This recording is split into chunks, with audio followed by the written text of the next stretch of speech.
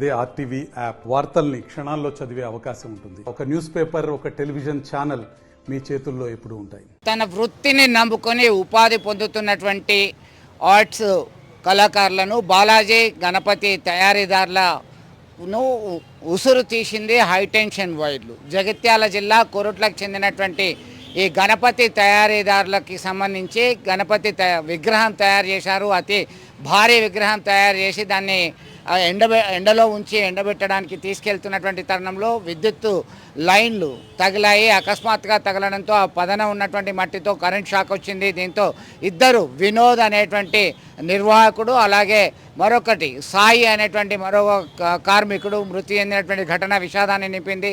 మరో 8 మంది తీవ్రంగా గాయపడ్డారు, కరెంటు షాక్ గురయ్యారు. దీంతో వెంటనే స్పందించినటువంటి స్థానికులు వారిని ఆసుపత్రికి తరలించి చికిత్స అందించారు. మిగతా వారి పరిస్థితి విషమంగా ఉంది. వారిని జగిత్యాల, కరీంనగర్ అలాగే హైదరాబాద్ ఆసుపత్రికి తరలించి చికిత్స అందిస్తున్నారు. ఇద్దరు కార్మికులు ఏదైతే ఉపాధి తమకి అన్నం పెడుతుందో దాని మీదనే ఆధారపడి ఉంటున్నారు. బాలాజీ గణపతి తయారీ కేంద్రం నిర్వహిస్తున్నారు కొరుట్లలో. అల్వాల వినోద్ అనేటువంటి వ్యక్తి, అతనితో పాటు సాయి అనేటువంటి వ్యక్తి సైతం మృతి చెందినటువంటి ఘటన కలకలం రేపుతుంది. ఒక్కసారిగా ఆర్ధనాదాలు, ఆహాకారాలు మిన్నంటేలా ఉన్నాయి. ఒక బంధువులు రోదనలతో ఆ ప్రాంతం అంతా కూడా దద్దరిల్లిపోయింది.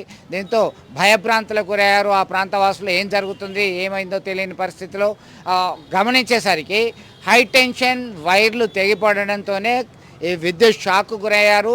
వెంటనే అక్కడ పడిపోయారు. స్పందించినటువంటి స్థానికుల లైన్ ఆఫ్ వేశారు. దీంతో ఇద్దరు మృతి చెందినటువంటి ఘటన అయితే కలకలం రేపుతుంది. స్థానిక MLA, Korutla MLA doctor Sanjay Kumar మృతుల కుటుంబాలను, బాధితుల కుటుంబాలను పరామర్శించారు, ఆదుకుంటామని హామీ ఇచ్చారు. అలాగే జగిత్యాలలో మాజీ మంత్రి జీవన్ రెడ్డి వాళ్ళని పరామర్శించారు. అలాగే మంత్రి అడ్లూరి లక్ష్మణ్ కుమార్ మృతుల కుటుంబాలకి ఒక్కొక్కరి కుటుంబానికి 5 లక్షల రూపాయల చొప్పున ఎక్స్గ్రేషియా ప్రకటించడం జరిగింది. మొత్తం మీద ఇలాంటి విషాద ఘటనకి విద్యుత్ శాఖ నిర్లక్ష్యమే కారణమని ఆరోపణలు వస్తున్నాయి. చాలా ప్రాంతాల్లో కిందకి వేలాడుతున్నటువంటి విద్యుత్ తీగలు ఉండడము, నిర్లక్ష్య వైఖరి, అలాగే ఆ హైటెన్షన్ వైర్లు, దీంతో విద్యుత్ ప్రమాదాలు తరచూ జరుగుతున్నప్పటికీ పూర్తిగా పట్టించుకోకుండా ఉన్నారు అనేటువంటి కోణంలో ఆరోపణలు వెల్లువెత్తుతున్నాయి. ఇద్దరు నిండు ప్రాణాలు కోల్పోయారు, మిగతా వాళ్ళు చావు బతుకు మధ్య కుట్టుముట్టాడుతున్నారు. ఇలాంటి ఘటనలు పునరావృతం కాకుండా చూడాలని స్థానికులు కోరుతున్నారు. అయితే తమకి తెలియగానే విద్యుత్ లైన్ ఆపేశాము, మిగతా వారికి ప్రాణాపాయం కాకుండా చూసుకున్నామని చెప్పి, పునరావృతం కాకుండా చూస్తామని చెప్పి అధికారులు చెప్తున్నటువంటి పరిస్థితి ఒక్కసారిగా గమనించవచ్చు.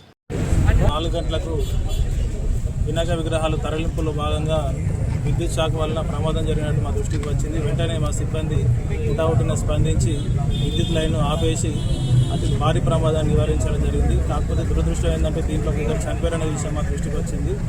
ఇటువంటి కాకుండా పునరావృతం కాకుండా సిబ్బంది అందరూ అలర్ట్గా పనిచేస్తూ ఉన్నారు. ఇక్కడ ఎటువంటి ప్రమాదాలు జరగకుండా చూసుకుంటాం.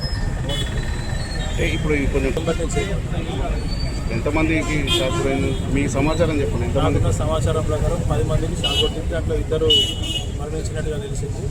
దానికి విద్యుత్ శాఖ తరఫున కూడా వాళ్ళకి కావాల్సినటువంటి ఎక్స్గ్రేషియాని ఇచ్చే ప్రయత్నం చేస్తాం. మరిన్ని వీడియోస్ కోసం ఛానల్ ని సబ్స్క్రైబ్ చేయండి. లేటెస్ట్ అప్డేట్స్ కోసం వాట్సాప్ ఛానల్ ని ఫాలో చేయండి. అండ్ లింక్ డిస్క్రిప్షన్ లో ఉంది.